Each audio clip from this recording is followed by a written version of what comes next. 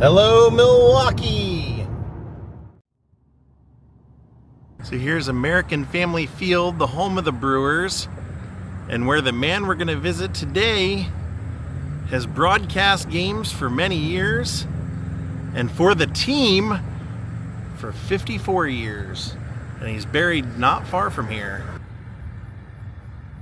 Well, good day, my friends. It's your old pal Jordan the Lion. How are you all doing today? I hope you said great. Today we are out to honor someone that I just loved. He was a pop culture icon. He is a Hall of Fame baseball announcer. He was a great actor in television shows. He was great in movies, including this one. And he was great in TV commercials. Good seats, huh? You're in the wrong seat, buddy. Come on. Oh, I must be in the front row. Come on. Good seats, hey, buddy. He missed the tag. He missed the tag. He's known as Mr. Baseball. We lost the great Bob Uecker. He had called games for the Brewers for 54 years. He had been affiliated with Milwaukee sports for 70 years. And not only was from here, but he was the first local Milwaukee athlete that the Milwaukee Braves ever signed. And he would jokingly say, which it wasn't a joke, but he thought it was funny, he was also the first one they sent down to the minor leagues. So let's go see if we can pay our respects today to the great Bob Uecker, Mr. Baseball, the man looking for the front row.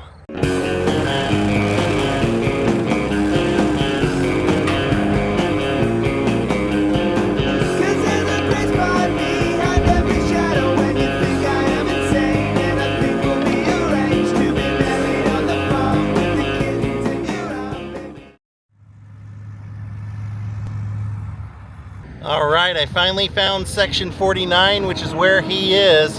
And it's crazy. Like I said, the cemetery is so close to the park that the park is actually right over those trees. If someone hit a home run, they could probably hit his grave. He is in the close to the back here. Good seats, hey, buddy. He missed the tag. He missed the tag. Let's go visit him. Oh, there he is. Bob Uecker was here in Milwaukee. Longtime resident, made his home here most of the time. Robert G. Uecker, U.S. Army, January 26, 1934 to January 16th. Oh, wow, almost made it. 2025, gone but not forgotten. Yeah, he went into the military right after high school, right out of high school. He said he grew up here in Milwaukee and he played baseball, sandlot type ball, 7 days a week with his friends. So he just loved it. And he went into the Army and actually played baseball in the Army for the Army team. And then when his time in the service came out, he got an offer from the local team, which at the time was the Milwaukee Braves. And he used to make the joke where he'd say, most people know I had a signing bonus of $3,000. My old man didn't have that kind of money to put out at the time, but the Braves took it anyway. Bob was not a great player by any means, but he was fun to have around. The other players loved him. He was so funny. And that would end up transitioning him into his life after baseball as well. You see, Bob Uecker, when he was playing, he only had a 200 batting average. He was a catcher. He wasn't an everyday catcher either. And so he only had 14 home runs his whole career. He basically played for about 6 to 7 years. And so that's not great stats. But he used to like to joke because 3 of those home runs that he hit, 3 of the 14, were off Hall of Fame pitchers. And one was Gaylord Perry, who used to jokingly say, or maybe not jokingly say, that was the worst day of his life. Not worst day of his life in baseball. It was the worst day of his life when Bob Uecker hit a home run off him. And Fergie Jenkins said Bob hit one off of him as well. And when he would see Gaylord at the Hall of Fame ceremonies, they would talk about, how did we give up a home run to Bob Uecker? But the scary and crazier one was one of the greatest pitchers of all time, Sandy Koufax, the great left-hander. Bob Uecker actually hit a home run off of him as well. And the papers in Los Angeles said afterward, Sandy Koufax considers retirement after giving up home run to Bob Uecker. Bob Uecker said, I was scared to death after that because I was afraid that'd keep him out of the Hall of Fame. So one of the other funny stories is that Bob would say that Hank Aaron had a 5-minute show before games, and they would broadcast all the time, and he said it was always hilarious. He said they would just laugh through it because he said Bob would go on for the first part of the show, for the first couple of minutes, and he'd talk about all the things that he had been coaching Hank to do and how to hit and what he was telling him, how to wait for the pitches and how to size up a pitch and all that stuff. And then they would turn to Hank Aaron, and Hank Aaron would say, "I'm so glad I didn't listen to anything that Bob Uecker told me to do." So they ended up trading Bob Uecker, and only after 2 years, he ended up going over to the Cardinals, and the year that they sent him over, they won a championship. So he used to like to say that that was one of his proud moments, was helping the Cardinals win their championship. Now, that was a really funny time because they were in the World Series that year against the Yankees, and Bob said that they had a Dixieland band on the field playing before the game while batting practice was happening. He said the band had put their instruments down, so one of them was a tuba. So he went over, grabbed the tuba, and started shagging fly balls and catching them with the tuba. And at the end of the series, when they got their bonus checks, his had a deduction for tuba repair. He was incensed about it. So after the Cardinals, Bob went to the Phillies, and then he went back to the Braves, but the Braves had moved to Atlanta by that point, and he was really only there to catch Phil Niekro, who was a knuckleball pitcher. And Bob would always joke that he had kind of perfected how to catch a knuckleball. He said, "Oh, I just wait for it to quit rolling, then I pick it up," meaning he wouldn't even catch it. When Bob retired from baseball, Bob would joke and say, "You know, it was a sad day when I retired and knew I wasn't going to play another game. I remember walking into the clubhouse, the Atlanta Braves, and them telling me they didn't accept visitors." So when he retired, Bud Selig told his general manager for the Brewers, "Hey, I want Uecker to be a scout." And Bob didn't know what he was doing. They said one time he sent his scouting reports and it had mashed potatoes and gravy all over it. So Bud Selig said, "You know, I knew that this guy was funny, and so I told him, okay, we're going to put you in the booth." And in 1970, he started doing play-by-play and didn't quit doing it for the Brewers until he died. He would actually be doing it this year had he lived. And I feel like I'm cursed because Bob Uecker was another one of those. As many of you know, I send out photos or things to get signed by people that I admire. And Bob was another one of those. I sent him a photo, and within 2 days of sending it out, he passed away. So I was really sad to see that. I loved him so much. I actually, I found out about him through his career after baseball. See, he went into the broadcasting, and he was so good and so funny that he ended up doing Monday Night Baseball.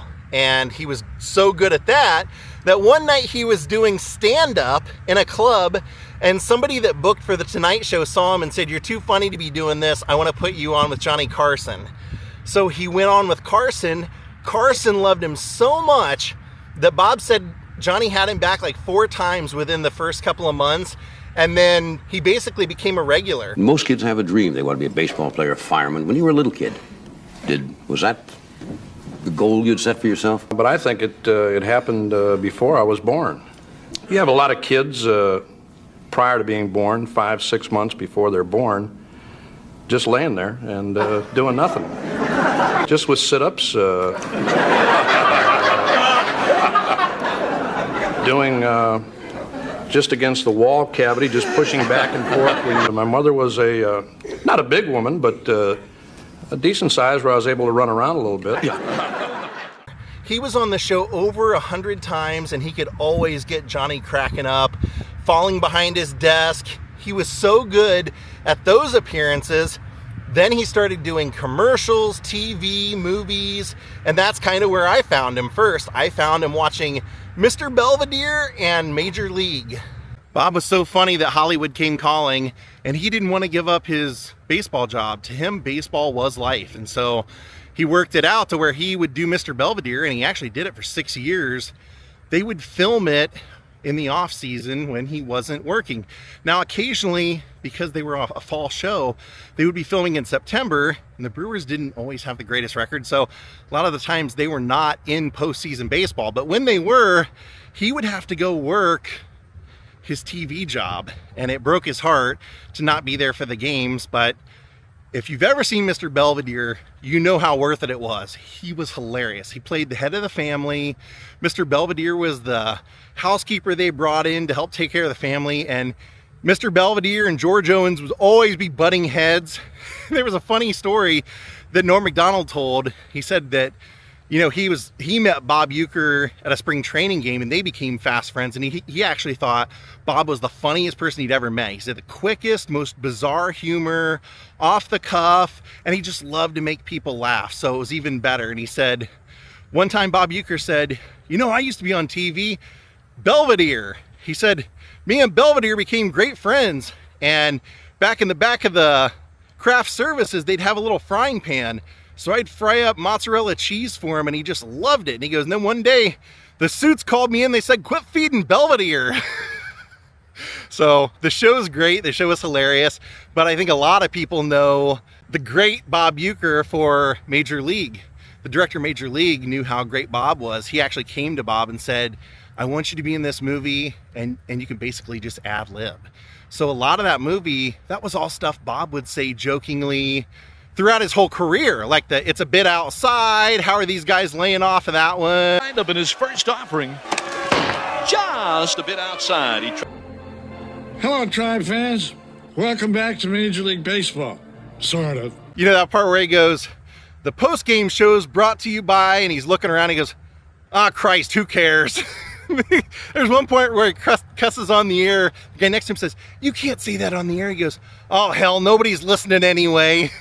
Just Harry Doyle was a classic. And I forget until you rewatch it how much he's really in it. They said he was so entertaining on the set that the actors, when they were going to film Bob's Days, the actors that had the day off would come to the set just to watch him. And the guy that played Harris, the pitcher for the Indians in the movie, said, I remember one day I was out, they were filming me just kind of doing warm-up drills and stuff, and Bob came to me and said, hey, was that you hurling out there today? And I was like, yeah, I guess, you know, just doing whatever I could. And he goes, yeah, it was real inspiring. Made me want to hurl. So Bob did a ton of Miller Lite commercials. And his humor has always been self-deprecating, so the commercials were that way, where, you know, he'd be sitting in a seat and somebody come up and tell him he's in the wrong seat. He'd go, oh, I must have front row. And then you'd see him way in the cheap seats, the furthest seat back. So because of how memorable those commercials were, when they built the new park here for the Brewers, they put a statue up in the seats, in the cheap seats, from that commercial, so that you, as a visitor, can go up and sit with Bob in the cheap seats, take a photo with his statue. So I'll show you here where I did that when I went to the park. Let's take the escalators up to find the Bob Uecker statue in the seats. All right, let's go find him. All right. They said 420 was the section. That's the team store for the top deck. That's kind of cool with the home plate and everything. We're at the top. Put him up there in the cheap seats. How funny is that? Casting a key role in one of television's longest running and most popular campaigns, Miller Lite All-Stars. That's awesome. Yep, the Uke. Also, Major League. Are you kidding me? Just a bit outside. What a moment. You gotta sit with the Uke if you're coming one time at least, right? And then what else is nice is they honor him not only in the park, but outside of the park, because they have a bust of him around the park, but they also have a statue of him out front. So I'll show you that as well. Look at him. Great announcer. Not so great player. He always joked about that. Hall of Famer. Also, the dad on Mr. Belvedere, George Owens. I love Mr. Belvedere. I don't think we'll get to meet Bob Uecker. I don't think he's real easy to find, but they call him Mr. Baseball. Awesome, I love it. There are some really amazing Artie Lang, Norm Macdonald, Bob Uecker stories. If you're interested, check them out on YouTube. So they really love the guy. He really is the epitome of Milwaukee, if not Wisconsin sports. He's probably the most famous person in sports here, and he had his share of health problems. I mean, I just interviewed Danny Davis, the wrestler who was with the Early Heart Foundation, and he told me a great story. We actually had the costume where he was Bob Uecker's stand-in for one of the commercials because Bob had a heart attack right before they filmed his scene. So I'm gonna insert Danny Davis telling that story here. A lot of people don't know this, but this was I was a stand-in in Hollywood for Bob Uecker, and it was the basketball playoffs for light beer, less filling, less light. Yeah. And Bob Uecker had a heart attack during the production of the commercial. No kidding. So wow. That was one of his first heart attacks. So Jesse the Body Ventura was part of it. He was part of the wrestler who was going to wrestle, and the Masked Marauder, that's who it was. So Jesse said, look, I can get your guy. So he got me to come in. They interviewed me, and we were about the same size, and they put me in the uniform. So we did the commercial, and Vince McMahon was there. Wow. And they were doing the commentator. They had this in a big arena. It was all smoke, and the arena was full of other, just stand-ins and stuff like that. So Jesse and I did a little spot for the commercial, about 2-minute spot, And every time he would do something to me, they would cut it and somehow do it, say less filling, et cetera, et cetera. So finally, at the end of the commercial, Jesse and I got a standing ovation. The whole place stood up because they never seen anything like that before. So they had me in a limousine. They flew me first class from Boston, to Hollywood. They picked me up in a limousine. They put me in this big trailer during the commercial. We were there for like 10 days. And a 5-star hotel, anything I wanted. Damn. So on the way back, after the commercial was done, they were cutting it. And they invited us to the preview of it. And everybody in there said, well, didn't Bob Uecker just have a heart attack? And they said, no, that's the stand-in. So I was very pleased that they thought that my work was well enough to be mistaken for Bob Uecker. And you got to keep the outfit. Yeah, that's very cool. So the story doesn't end there. So I had a friend when I got home the next day. He called me up. He said, something's wrong with my sewer pipe. So him and I went out, and he's digging up the sewer pipe. And him and I are standing in, the sewer pipe broke. And it all comes out. We're standing in it underneath. I said, look at this. I said, this is how life is. One day you're in Hollywood, a 5-star hotel, anything you want, limousines and all that. Next day you're knee-deep in crap. Bob Uecker ended up having to have open heart surgery. He had quite a few health scares. He had tumors in his pancreas, I believe it was. So he had a lot of scares, but he ended up constantly persevering. And a lot of it, I think, was just baseball. He loved baseball so much that just kept him going. Knowing he had something to go back to always kept him going. So it was sad. The guy, he spent all of his time, if he wasn't calling a game or talking to a player, because he never lost that love of being one of the guys, he would be out fishing or golfing. So he really enjoyed his life. I was actually surprised he was buried here because I never really heard him ever talk about his service or his time in the service. But in those days, so many people signed up and served right out of high school. It wasn't very surprising, but I loved the fact that he's here because, as I mentioned, he's within a roar of the crowd. Literally right on the other side of that building is the park where he's called so many games for so many years here. And it's just nice to know that he's that close. I mean, if you look up at the top of the trees, you can see the arch from the park. So he's forever close by. Now I'm going to tell you something funny he said, and this is no joke. He told Bud Selig, he said, I'd totally be okay when I die if you guys want to, on the 50th anniversary of the stadium or the 100th anniversary, if you want to dig me up and put me on like some sort of cart or something and wheel me around or whatever for the anniversary, I'm okay with it. Just put me back where you found me so my family knows where I'm at. He goes, but other than that, I'm okay with it. He goes, 50 years, 100 years, however long it's around, I'd be okay with that. That's his crazy morbid sense of humor. God rest your soul, Bob. I never got to meet him. I did see him at Dodgers and Brewer games, but I never got to actually say hello, shake his hand, or get him to say anything from Major League, but I loved him. Guy was great. Rest in peace, Bob. Incidentally, he gave one of the... No, let me rephrase that. He gave the funniest Hall of Fame induction speech ever. He said himself that they said, come on, do something funny when you do it. And he goes, okay, how much time do I got? And they said 7 minutes. He goes, I can't do anything in 7 minutes. You got to give me 15.